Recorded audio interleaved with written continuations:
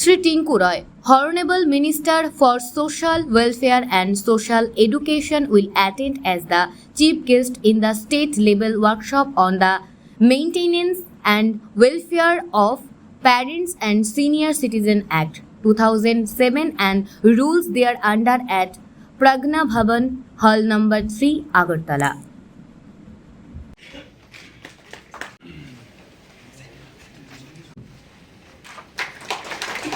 সঙ্গে রয়েছে সমাজ কল্যাণ এবং সমাজ শিক্ষা।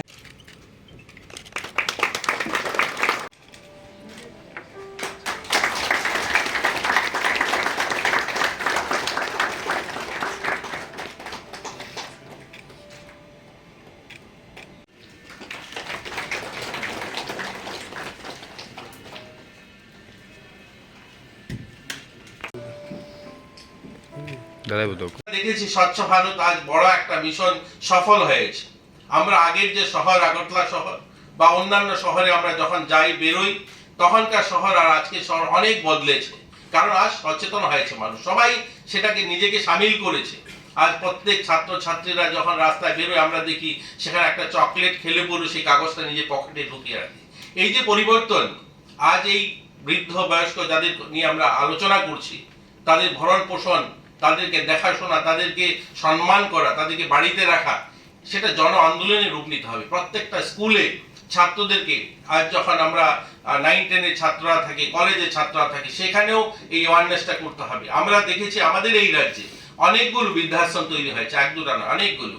আমাদের আধিকারিক বলেছেন আশ্রয় যারা থাকেন সেটা অফিসাররা থাকেন সেখানে, যারা রিটায়ারমেন্টের পরে। আমাদের মহাত্মা গান্ধী যেটা বৃদ্ধাশ্রম রয়েছে নরসিংগড়ে, বিশাল বড় বৃদ্ধাশ্রম, কালকে আমি গিয়েছিলাম। এখানে একটা এনজিও চালায়, আপনারা জানেন, বড়জলাতে ধর্মনগর সংঘদ্বীপ চালায়। সরকার তার কাজ করছে, সরকার প্রতিনিয়ত এবারও সিদ্ধান্ত নিয়েছে অন্যান্য জেলাতেও বৃদ্ধাশ্রম তৈরি করবে। সেটা কি সমাধান? বৃদ্ধাশ্রম তৈরি করবে, 50টা বেড থাকবে, 100 বেড থাকবে, সেটা 1-2 বছর আবার পুরো হয়ে যাবে। কিন্তু এটা তো নিরন্তর প্রায় চলতে থাকবে, সরকার তার কাজ করবে। কিন্তু আমরা যে সমস্যাটার সমাধান কোথায়? সমস্যাটার সমাধান যখন আমরা সবাই মিলে নিজেদের পরিবারের মায়ের কথা, নিজের পিতার কথা, যে আমরা আমাদের পরিবারের একটা মানুষকেও বাড়ির বাইরে থাকতে দেব না, এটা যখন আমরা সবাই মিলে অঙ্গীকার করব, তখনই আজকে যে সেমিনার এটা সফল হবে।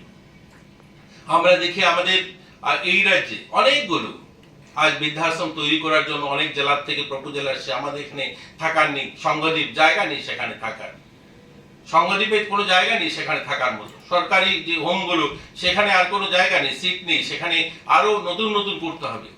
আমরা সরকার সামাজিক ভাতা প্রদান করে আমাদের রাজ্যে, ছোট্ট রাজ্যে, অনেক সময় আমরা দেখি পত্রিকার পাতায় লেখা আসে যে অনেক বয়স্ক যারা আসলে সত্যিকার অসহায় অবস্থায় তারা ভাতা পান না।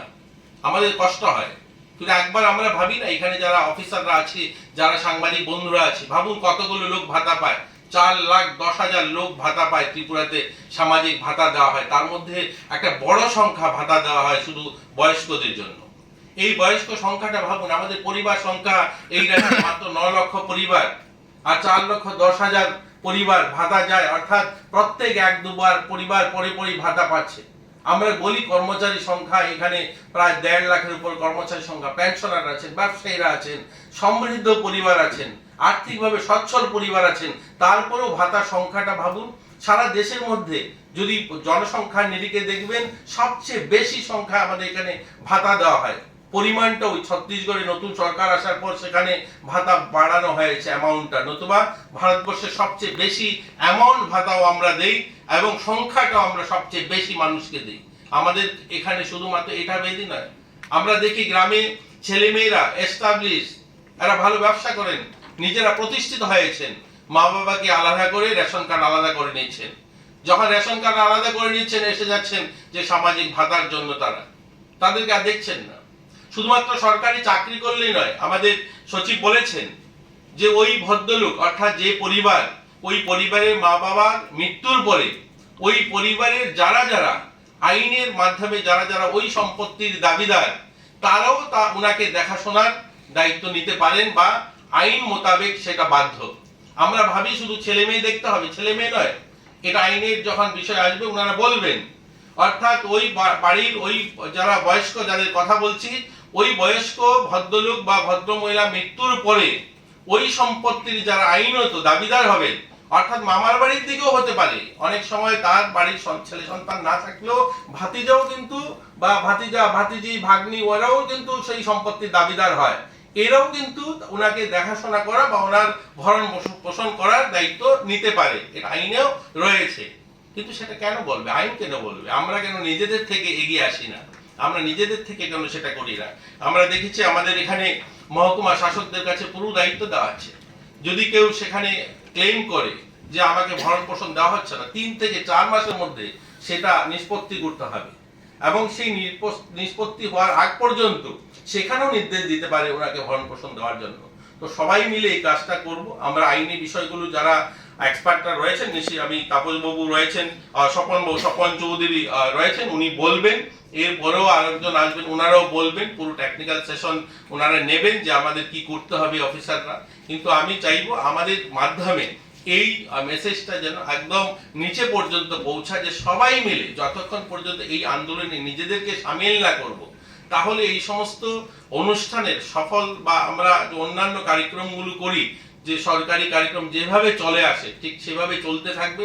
আজ থেকে আবার 5-10 বছর পরে এই ধরনের আরেকটা কার্যক্রম হবে, সেদিনও এরকমই আলোচনা হবে যে এখন 4টা বৃদ্ধাশ্রম হয়েছে, আরো বাকি 4টা জেলাতে করতে হবে। একটা সময় আসবে বলা হবে মহকুমাগুলোতেও করতে হবে। এই বেদির থেকে আমরা বেরোতে পারবো না।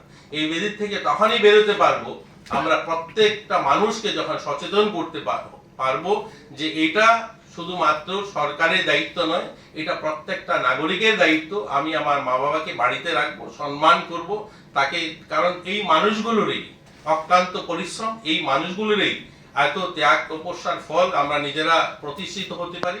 আমরাও এক সময় ওই বয়সে যাব, আমাদেরকেও এক সময় ওই আজ আমরা যেটা করছি সেটার জন্য নিজেরা প্রস্তুত থাকতে হবে।